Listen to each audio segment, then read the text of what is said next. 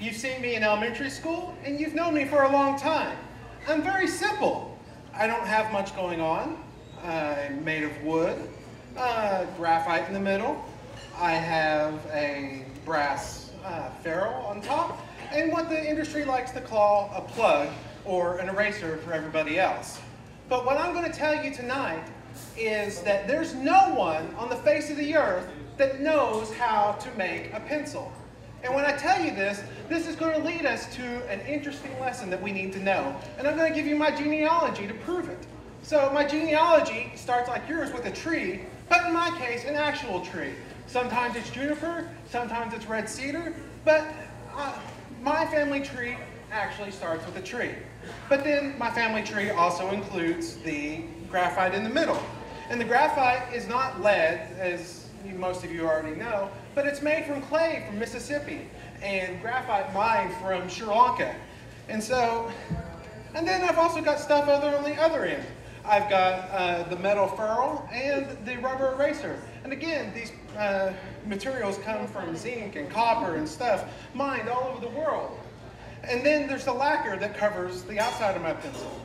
And so my family tree comes from all over the world. This looks all American, and in fact, it sometimes says America right on the top. But I come from California, from Sri Lanka, from Indonesia, and from Mexico. And my grandparents have traveled by train and by car all over the world to come together to make me.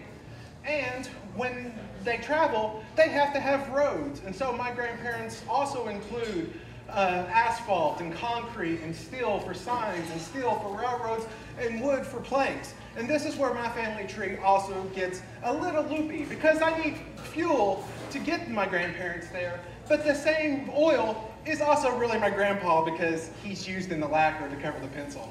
So, and then when they come together, they always come together in a place. Sometimes they come together in refineries, sometimes they come together in mills and factories. And each of those factories also require steel and belts and motors and gears and people to work those.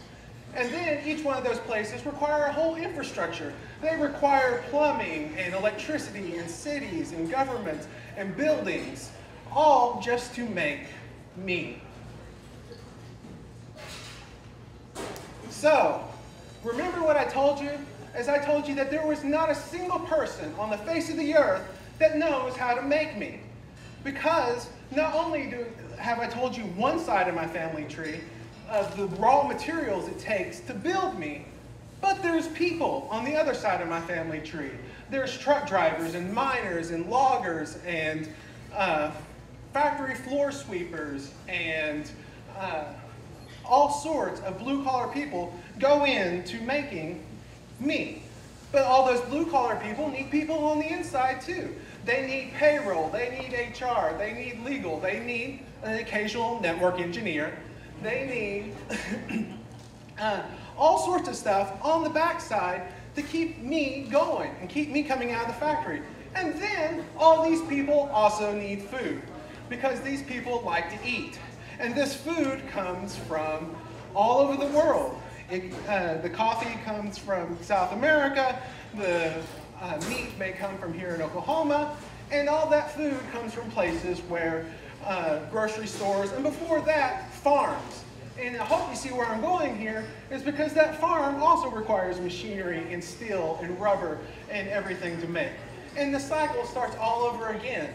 And so my family tree loops over and over again because it takes millions of people to make me a simple pencil, a pencil that you probably overlook all the time. You probably never thought about the millions of people it takes to make a pencil. And the beautiful thing about it is that these people come from all over the world. They may speak different languages, have different religions. They may not even like each other. In fact, they may not even want a pencil or even know what a pencil is. But each of them does their own little part. And how does this all work? Why does this all come together? Because we have freedom to change and exchange ideas and money for services and materials. And when we have this freedom of exchange and we have these freedom of ideas, they all come together and they make my pencil. Few more seconds. And I'd like to thank my wife who helped me put together the slides.